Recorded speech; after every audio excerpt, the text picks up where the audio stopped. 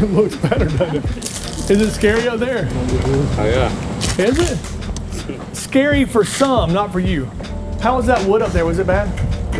Was it? Yay, that was the hardest part of the whole thing. Yeah. I think everything else can be smooth sailing now. Yeah, so this is a little historic building that was converted into apartments probably back in the 50s. It has 6 one-bedroom apartments in it, and Matthew and I bought this together. We're partnering on it.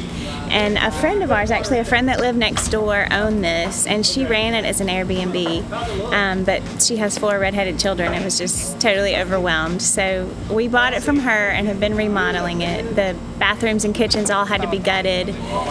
It's really crazy tall, and the houses next door are only about 5 feet away with different levels, so it's been really challenging trying to figure out how to do exterior repairs, which is what these guys have been working on.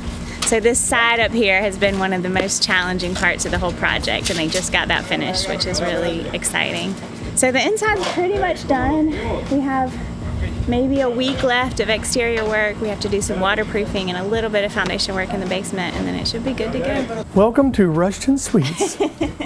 We're painting the exterior this week, so it'll be so pretty. And Lauren's come up with the best color scheme in the world. It's gonna look like a different place next week. The siding is an off-white, shocker. The brick columns are rock bottom, which is a really dark green, almost black. A lot of contrast. So it's 6 units, it's 2 on each floor, right? Yeah, 3 floors. Can we get in these? Yeah, I think so. I don't know if he's working on the AC in here or not. So it's kind of like a 1-bedroom efficiency apartment. Okay, so we have, each one has 1 bath. And Lauren picked out the vanities and did such a cute job decorating these. Looks wonderful. They all basically have a bedroom, a separate kitchen, a small eating area, and then a bathroom. And then within each bedroom, there's a little sitting area, a comfortable chair, and a desk, and a giant TV. This remodel was a little difficult, right? Because it's an older property. It was built around 1900, right? So, you know, it had some challenges, a lot of plaster and trying to match trim and things like that. But I think it looks so good. Old plumbing, old wiring. Yes, old plumbing. These kitchens had an ugly tile floor on them from the 90s, from a previous remodel that we tore up and put down pine to work with the existing hardwoods that were in the other rooms. We did go ahead and change out all the cabinets in the kitchen, and all 6 kitchens. Yeah. I love your backsplash. I think it looks wonderful. And so these are pine floors, right? These are pine, yeah. And the other ones are oak, so we chose to put pine to kind of match the color, and it's more affordable right now, right? Yeah, and like in these historic homes, usually the main level would have oak, and then the other floors would have pine floors. So the upstairs and the basement had pine floors. That's right. This one has oak. And you know what I've noticed in a lot of old properties is the kitchen always had pine floors. Oh yeah? Yeah, almost always. Because the servants were only in the kitchen. Right, the right. guests were never in the kitchen. It's kind of sad, isn't it? It is sad, and I actually like pine. Probably more than oak. Yeah, I love the way it looks. I usually flip 5 or so houses a year, and then have gradually, my strategy has been to gradually, as I sell properties, to buy rentals, and that kind of be more of a sustainable long-term thing. People call it passive income. It's not really passive because there's still quite a bit of work to do, but it's more passive than flipping for sure. And there's some tax benefits to it. So with these 6, then I'll be involved in 9 Airbnb rentals in addition to some other single family rentals. It seems like a good way to diversify. So this one, we still have some guys working on the heat and air units, but this gives you kind of an idea of what this one looks like. This side of the building, every unit on this side has fireplaces. So they've got these cool little old historic fireplaces. They aren't functional, but they're still really cute and decorative. Yeah, the previous owner had issues with the heating and air units. They are these wall-mounted systems, so we're changing 4 out, right? And then we're fixing the other, is it 4 on each floor? 8, So yeah. the other 8, yeah. We could go upstairs. You want to do that Yeah, I first? think upstairs is all put together. I wonder if it was originally a hotel. You think it was? No, because you can see the openings, like some of the old openings, that it used to just be one house.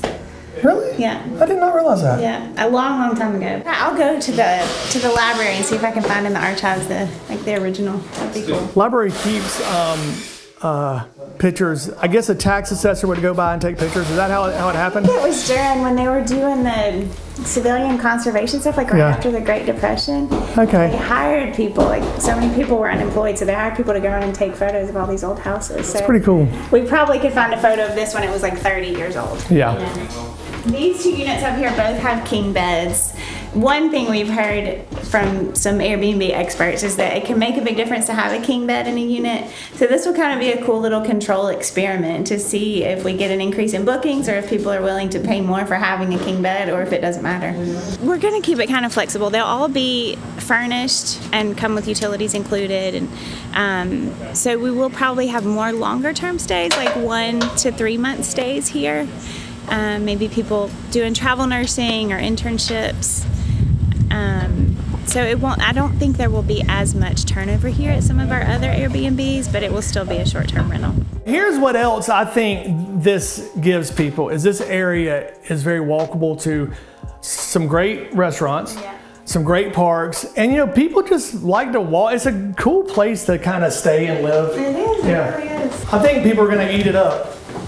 And we really wanted to see if we could find a way to squeeze a couch in some of the units, but there just wasn't space for it. So we tried to make sure there's at least a comfortable chair and a desk in each room for people to work from home or watch TV. It's very cool. I love it. It's so much better. So nice, man. On Airbnb, you can do separate listings, but you can also do combined listings that will combine several different listings. So we could do one listing for the whole building or one for each floor, aside from each individual unit. So it kind of depends. We probably don't want to end up with like 15 different listings just for this one building, but it might be worth experimenting with some different combinations to see what makes the most sense. I guess if you did Airbnb, VRBO, whatever, well, you get it 100% done. You get it staged and cleaned up and everything perfect, and then you order pictures.